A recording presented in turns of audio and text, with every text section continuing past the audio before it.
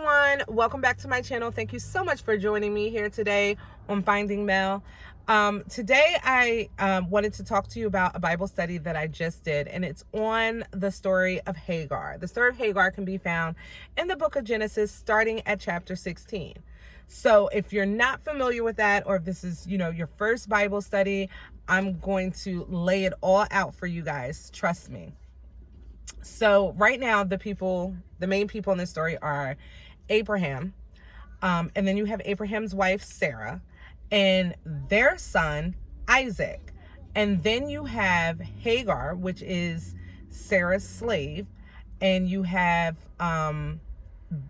Hagar and Abraham's son, Ishmael. It sounds messy, right?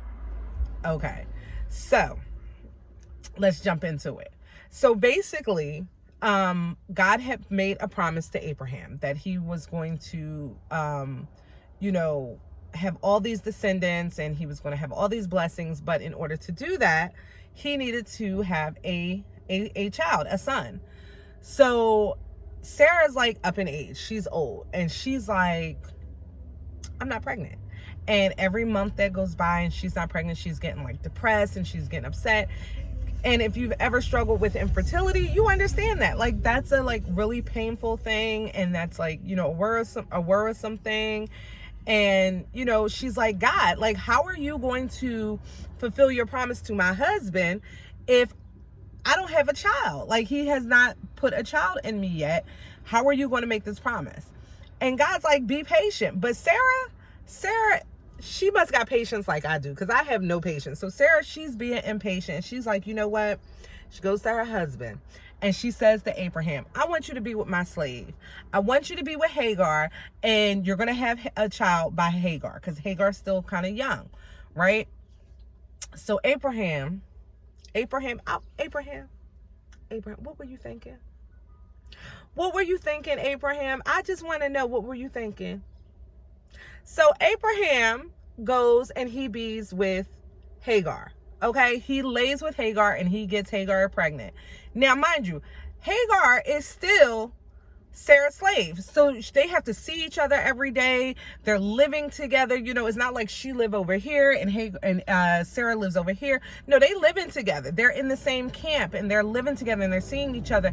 And I can only imagine, the pain that Sarah must have felt, because Sarah starts being mean to Hagar.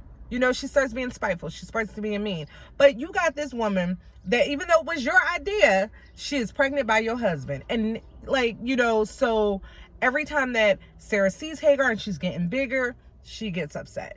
Every time Sarah sees Hagar and, maybe she might see the baby move, or the baby might kick, or, what have you, understandably so, Sarah is growing more and more jealous.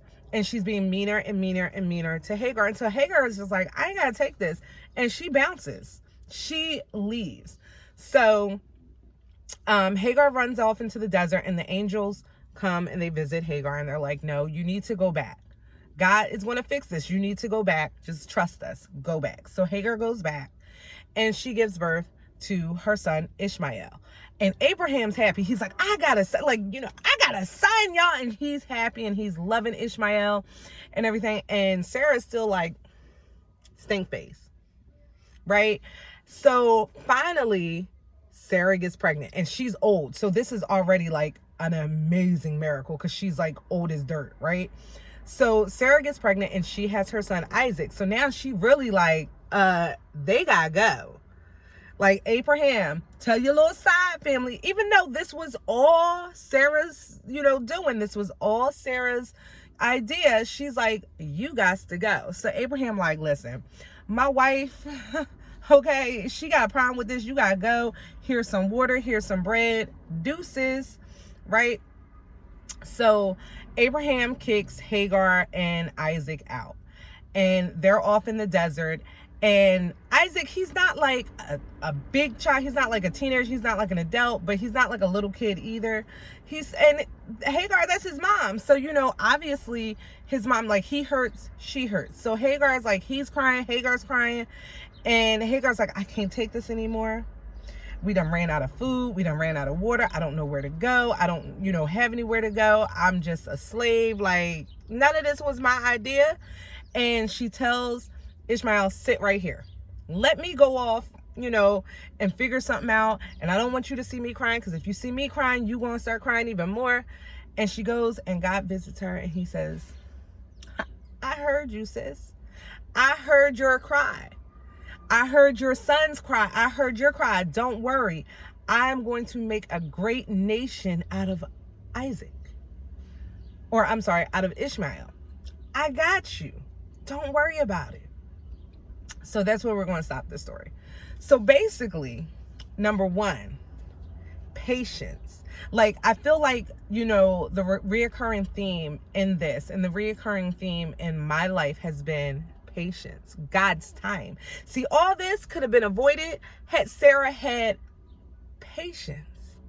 God said, Sarah, I got you. I'm going to give you a child, but I'm going to give you a child in my time, not your time. See, so often we work on our time. We work on the earthly time and not God's time, right?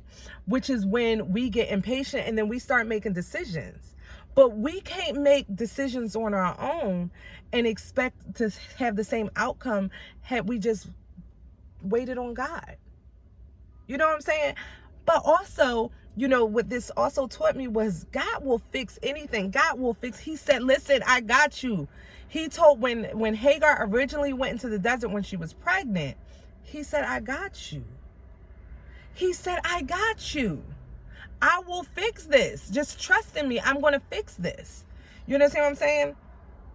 So, we just need to learn patience. And it's not like, I always have to tell myself, it's not always going to be Mel's time. We have to wait on God's time, because God's timing will always be correct and will always have the right outcome. There have been times when I have done things and I'm like, why did I do that? Like, I don't even know. Like, Abraham, like, you knew this wasn't going to work out. You knew this wasn't going to work out when you did it, but you did it anyway because you didn't have the patience, right? So, and we cannot change, like, it wasn't God's plan for him. If it was God's plan, he would have been like, listen, Abraham, go lay with Hagar.